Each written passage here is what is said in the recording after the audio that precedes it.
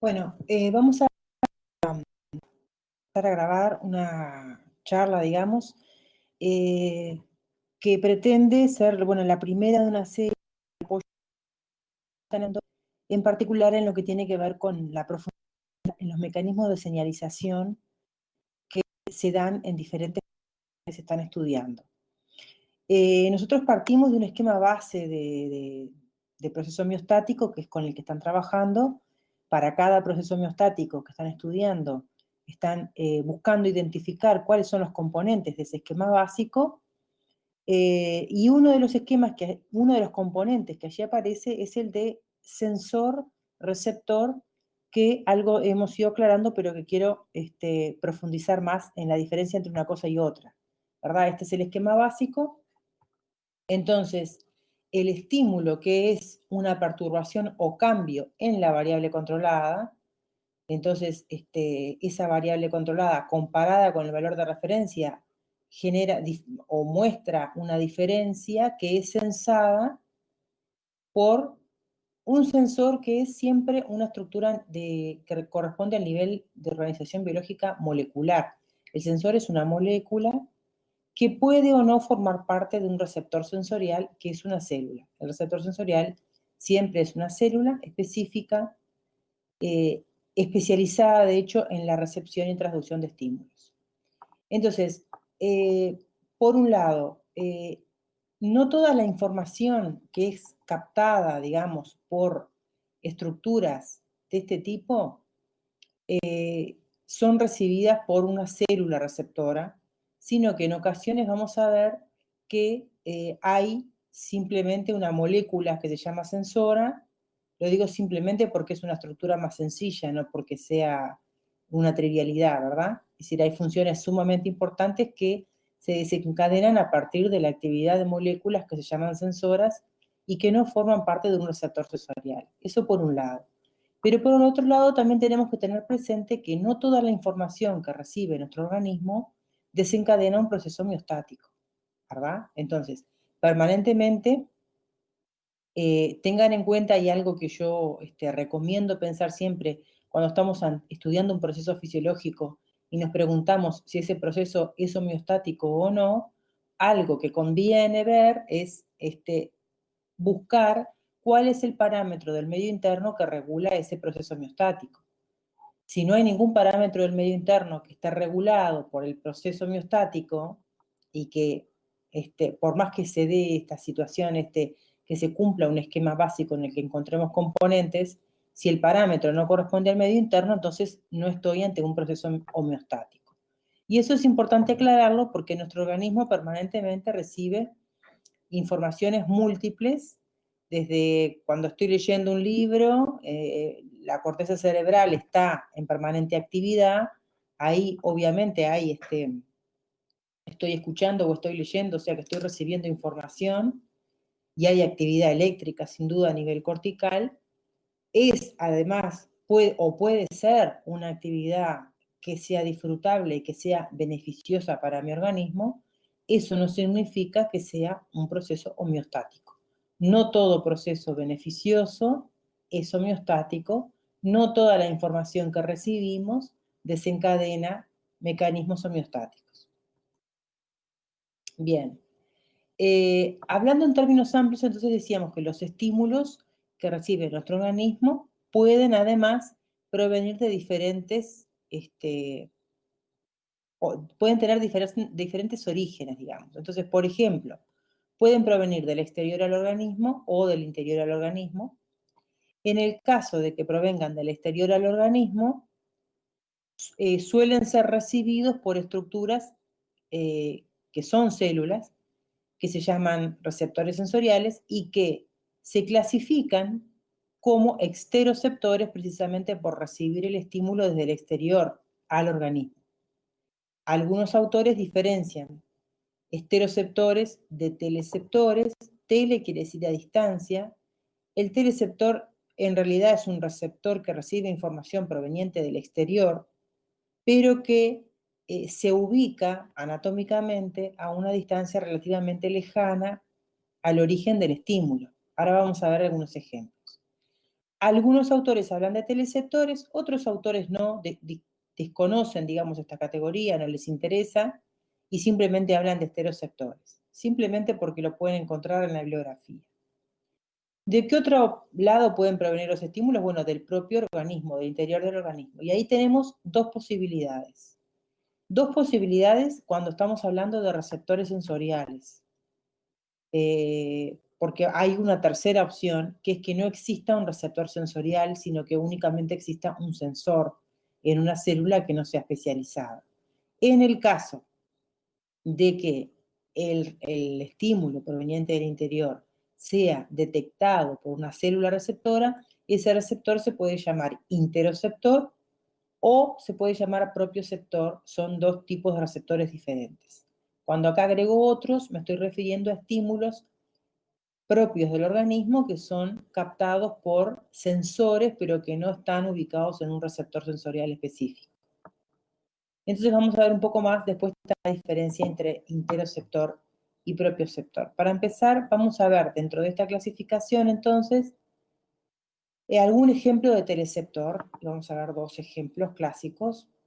En este caso dijimos que la célula receptora, que es la que contiene el sensor, se encuentra alejada del exterior del organismo o alejada del origen, digamos, del estímulo. Por lo tanto, el estímulo recorre determinada trayectoria antes de alcanzar, dentro de la trayectoria, antes de alcanzar el receptor sensorial. ¿tá? Es el caso típico de lo que ocurre en la visión y en la audición. Vamos a ver un poquito más. Acá tenemos un dibujo de un oído con sus tres sectores: oído externo, que es el pabellón auricular, oído medio, oído interno. Separan el oído medio del oído interno la membrana timpánica, y en el oído interno, en este sector, porque hay conductos semicirculares que participan en el equilibrio, y en este otro sector, que es la llamada cóclea o caracol, se encuentran las células receptoras del sonido. En el ojo también pasa algo similar, en el sentido de que es un órgano sensorial relativamente complejo, en el que los receptores están ubicados en una de las capas de la retina, y la luz recorre una trayectoria relativamente grande hasta alcanzar a esos receptores sensoriales. Esto es un poquito más de oído. Acá tenemos este caracol. Ese caracol, si hiciéramos un corte longitudinal, veríamos este tipo de estructura en el que hay rampas con líquido, perilinfa y endolinfa, y en estas rampas hay una membrana que se llama basilar, que es esta que está acá, sobre la que están apoyadas las células ciliadas internas, que son en definitiva los receptores de la audición. Las células ciliadas internas son lo que se llamaría los fonorreceptores, pueden aparecer por ahí, lo pueden escuchar. Y hay otras células ciliadas externas que cumplen la función de, aparentemente, lo que se considera es que amplifican la respuesta.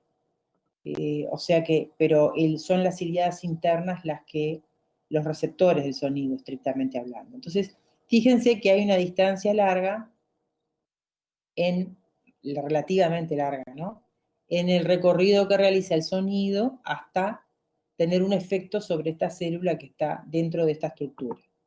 Algo parecido, decíamos, pasa en el ojo. El ojo tiene una estructura en la que hay una córnea, hay un humor acuoso, acá está el cristalino, la pupila, que es un orificio en definitiva por donde pasa la luz, acá está el humor vítreo, y la retina se encuentra en la capa más interna que está en contacto con el humor vítreo, y tiene a su vez 11 capas de células.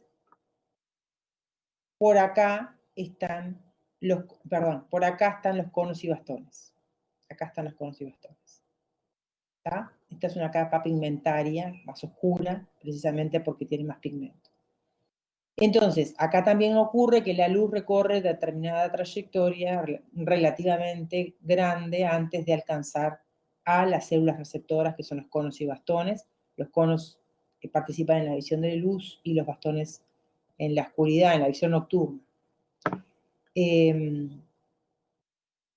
Vamos a ver un poquito más a utilizar, ya que estamos con el caso de la visión, del ojo y de los fotorreceptores de la retina, detenernos un poco más en uno de ellos, en los bastones que participan en la visión nocturna, para ver con más detalle la diferencia entre cuál es el sensor en este caso. Entonces, acá tenemos un dibujo de un bastón con un segmento interno, con un segmento externo. El segmento externo tiene discos, que acá la membrana es como que estuviera plegada en discos, y en esa membrana de los discos hay una proteína que se llama rodopsina, que es esta que está representada acá, transmembrana, como ven, y esa proteína tiene, en realidad es una molécula que tiene una parte proteica, que es la opsina, y tiene una parte lipídica, que es el retinal, que es lo que se ve acá en el centro, y ahora lo vamos a ver mejor. El retinal es la parte sensible a la luz de la molécula, o sea que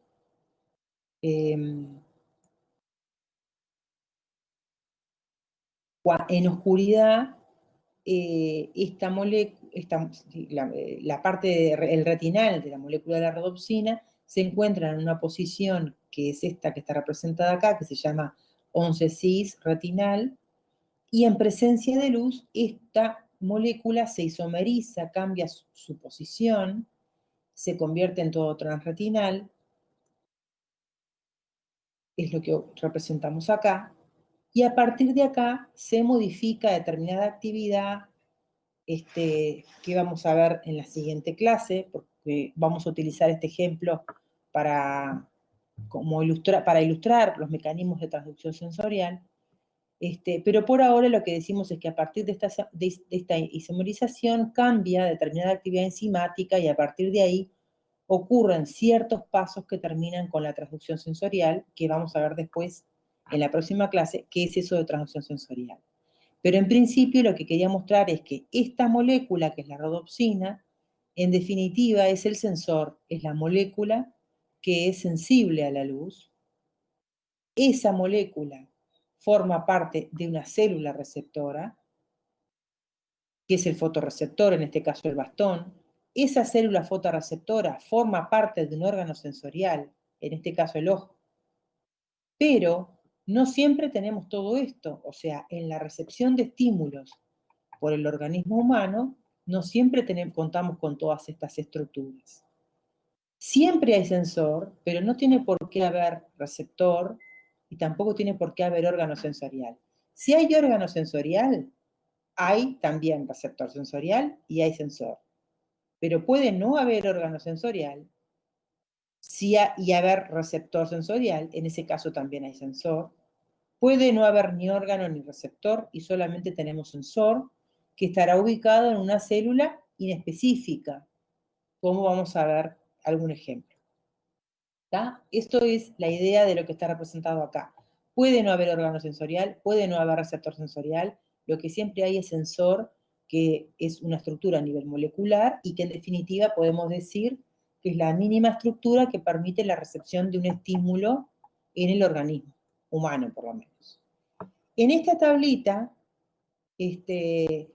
a mí me gustaría que ustedes fueran completándola con cada uno de los procesos que van estudiando, como que puede servir como para ayudarse a organizar la información, a presentarla en forma ordenada, a facilitar jerarquizar la información, a facilitar comparar diferentes procesos entre sí.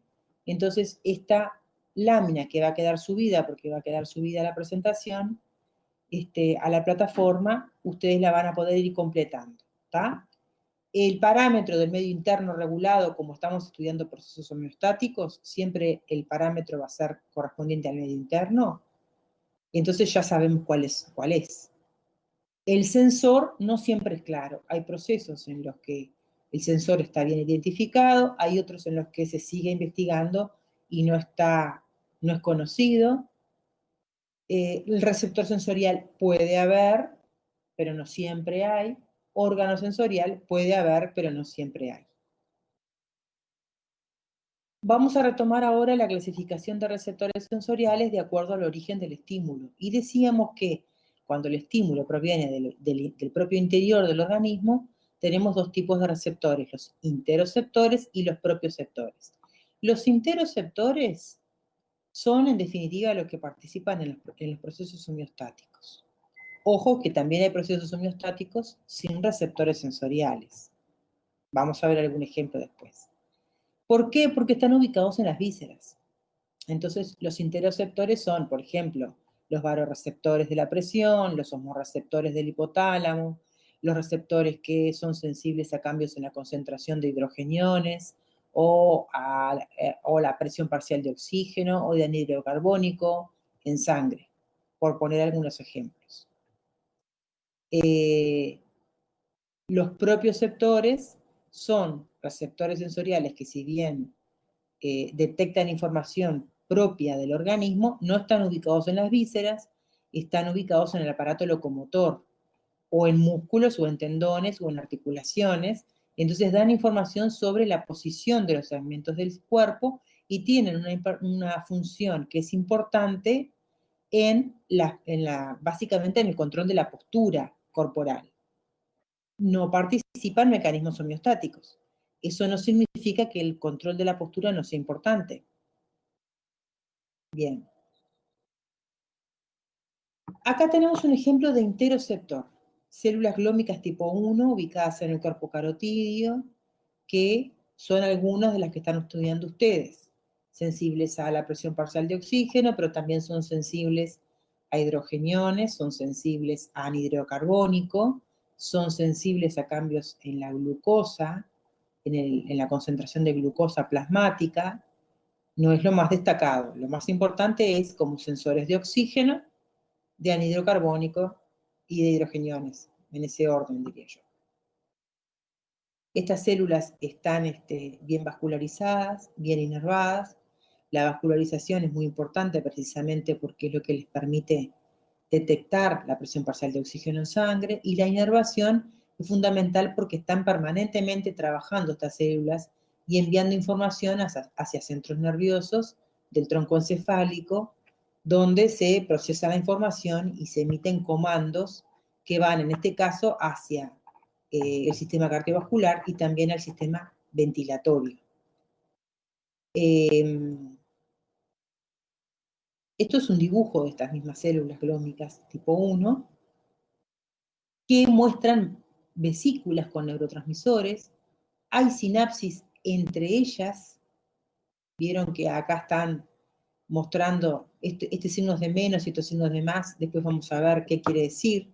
Tiene una actividad excitatoria o inhibitoria, pero bueno, después vamos a ver qué quiere decir eso de excitatorio o inhibitorio. Y por supuesto que a partir de la información de estas células va información por vía aferente al sistema nervioso central. Acá hay una fibra aferente y acá hay una fibra eferente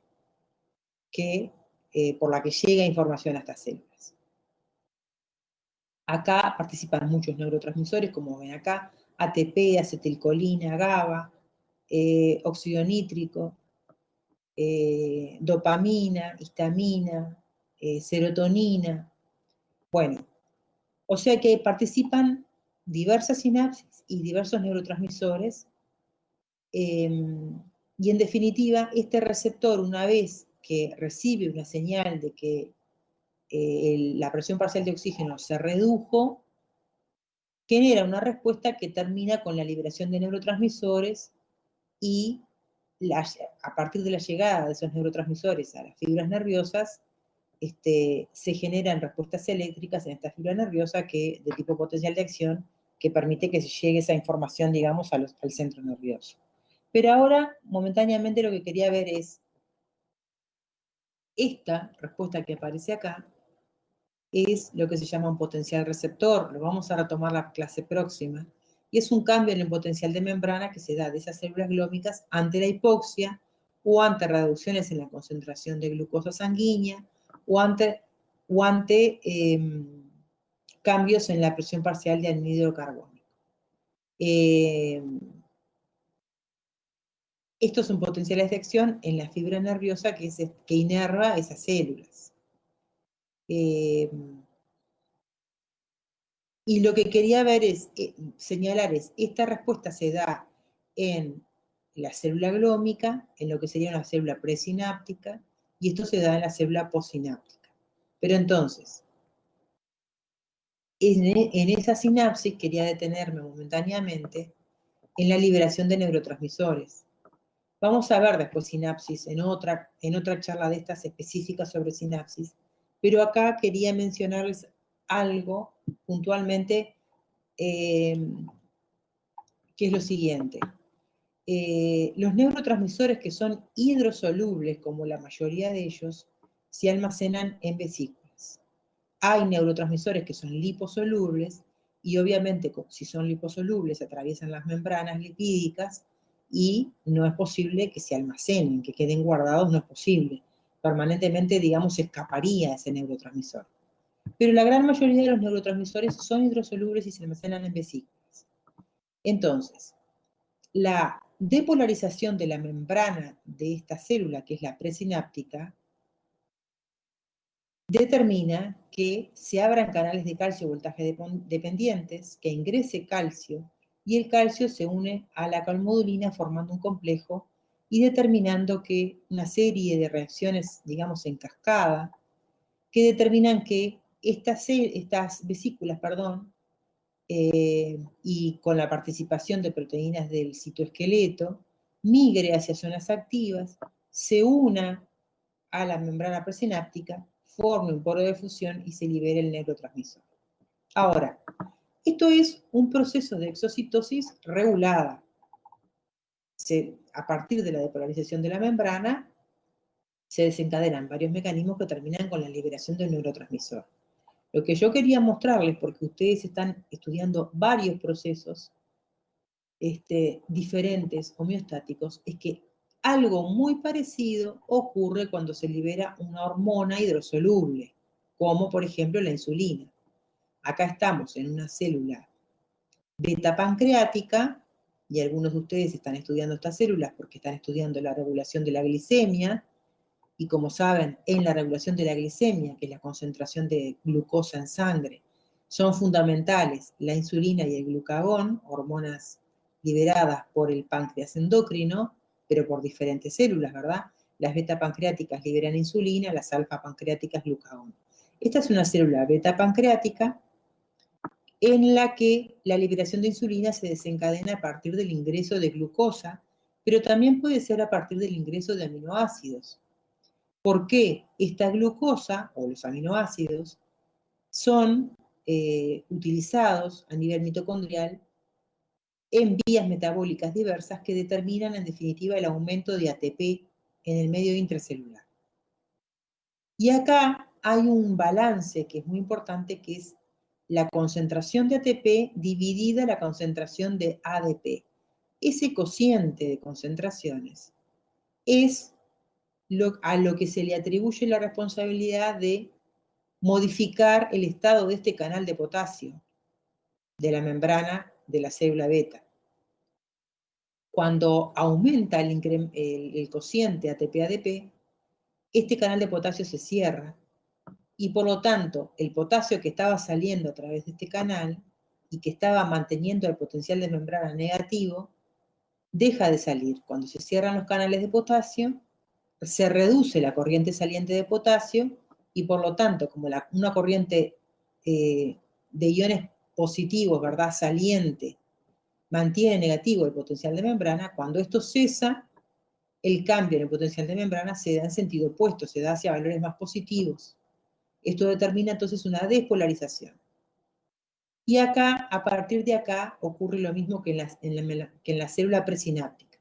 La despolarización abre canales de calcio voltaje dependientes, ingresa calcio, y ese calcio se une a una calmodulina y a partir de ahí una cascada de reacciones con la participación de proteínas del citoesqueleto que determina que estas vesículas, que en este caso contienen insulina en lugar de neurotransmisor, se adhieran a la membrana celular y liberen su contenido.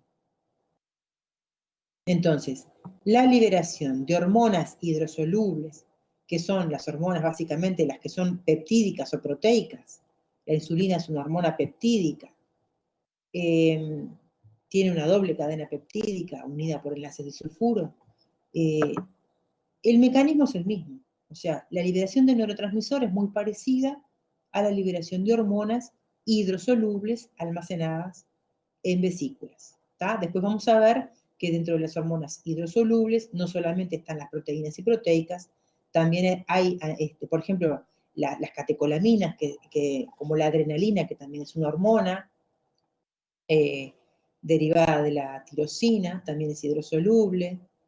Vamos a ver otros ejemplos. ¿Tá? Pero en términos generales, recuerden que la liberación de una molécula almacenada en una vesícula se da por los mismos pasos que la liberación de un neurotransmisor, también hidrosoluble.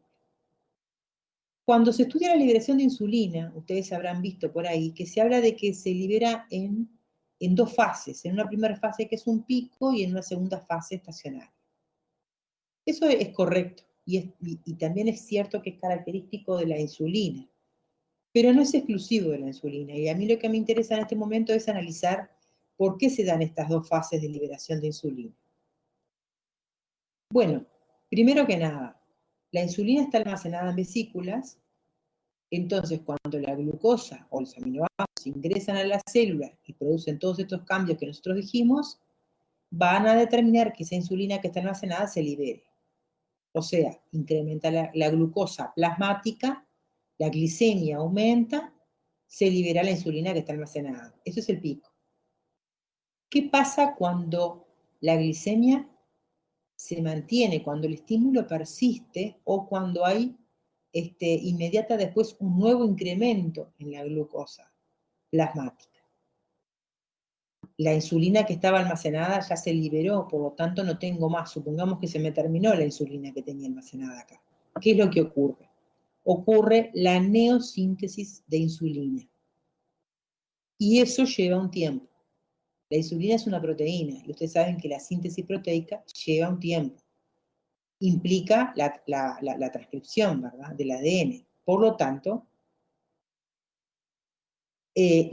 aunque el mantenimiento del estímulo va a generar una segunda fase de liberación de insulina, pero que va a ser más lenta precisamente porque requiere de la neoformación.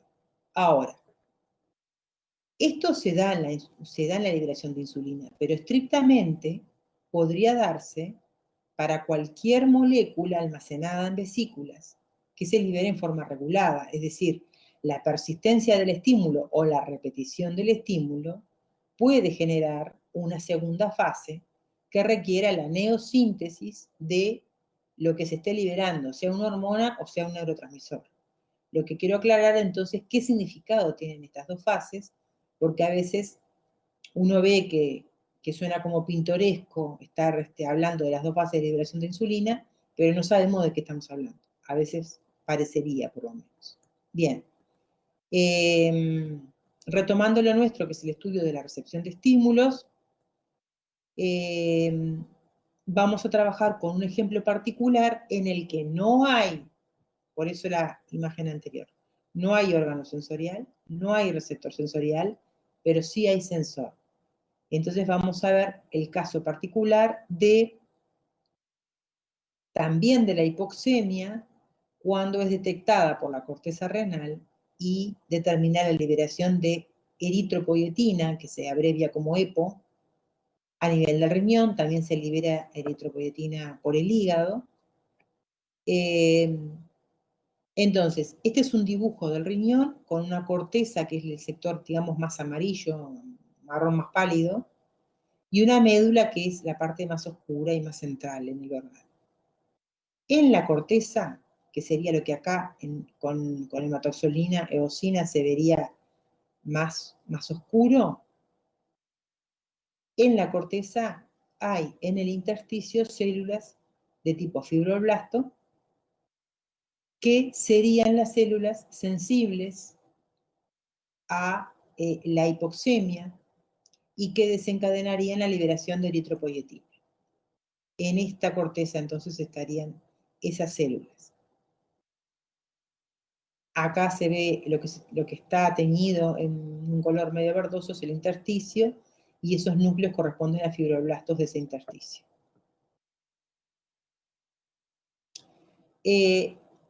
Acá participa un factor muy importante, que es un factor de transducción, que abrevia como HIF1, que es HIF viene de factor, del inglés, por eso lo vemos al revés en las siglas, ¿no? Factor inducible por hipoxia, y el factor inducible por hipoxia tipo 1 es el que participa en esta función, que tiene efectos a nivel renal y también tiene efectos a nivel de la médula espinal, perdón, de la médula ósea, perdón, favoreciendo en la médula ósea es donde se sintetizan las células de las diferentes series de la sangre, ¿no? Entonces, de la serie roja, que da como producto final, digamos, los eritrocitos, también se produce en la médula ósea, y ahí es donde participa la eritropoyetina, o sea, en la diferenciación de esas células es lo que es estimulado por la eritropoyetina. Acá hay una representación del esquema, liberación de eritropoyetina, y acá hay varios tipos de células, desde algunas más primitivas y por lo menos más indiferenciadas hacia otras más diferenciadas. Acá, después del reticulocito viene el eritrocito, o sea que está faltando acá el eritrocito, pero en este pasaje, en esta diferenciación, es que participa la eritropoyetina.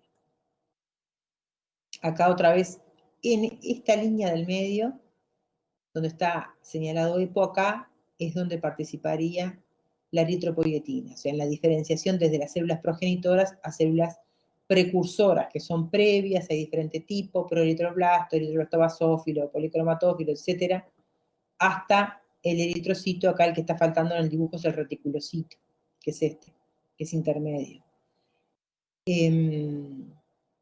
Entonces, esta hormona, vamos a ver ahora en forma esquemática cómo es que esta hormona se sintetiza, se neosintetiza a partir de la detección de bajos niveles de presión parcial de oxígeno a nivel del riñón, de la corteza renal. En la corteza renal, entonces decíamos que hay unas células que son fibroblastos que contienen un factor de transducción que se llama HIF1, factor inducible por hipoxia tipo 1, ese factor tiene dos subunidades, una alfa y una beta. Cuando el oxígeno, la presión parcial de oxígeno es normal, entonces estamos en normoxia, esa subunidad alfa está hidroxilada, o sea, tiene unidos oxidrilos, o los OH son oxidrilos, ¿verdad? Por lo tanto, se dice que esa subunidad alfa está hidroxilada. Cuando está hidroxilada, no se une a la subunidad beta de ese mismo factor. Cuando la presión parcial de oxígeno baja, o sea que estamos en hipoxia, hipoxia es disminución de la presión parcial de oxígeno en los tejidos, hipoxemia es disminución de la presión parcial de oxígeno en la sangre. Cuando baja la presión parcial de oxígeno, la subunidad alfa de este factor inducible por hipoxia no deja de estar hidroxilado, y al dejar de estar hidroxilado se une a la subunidad beta, es lo que aparece acá. Se une a la subunidad beta, logrando una forma estable, y acá es cuando este factor de transducción queda activado, o sea, adquiere actividad. Estaba inhibido, digamos, en normoxia, en hipoxia se activa y se une al ADN, estimulando, en este caso, la síntesis proteica de eritropoyetina. Pero también produce otros efectos en otros tejidos.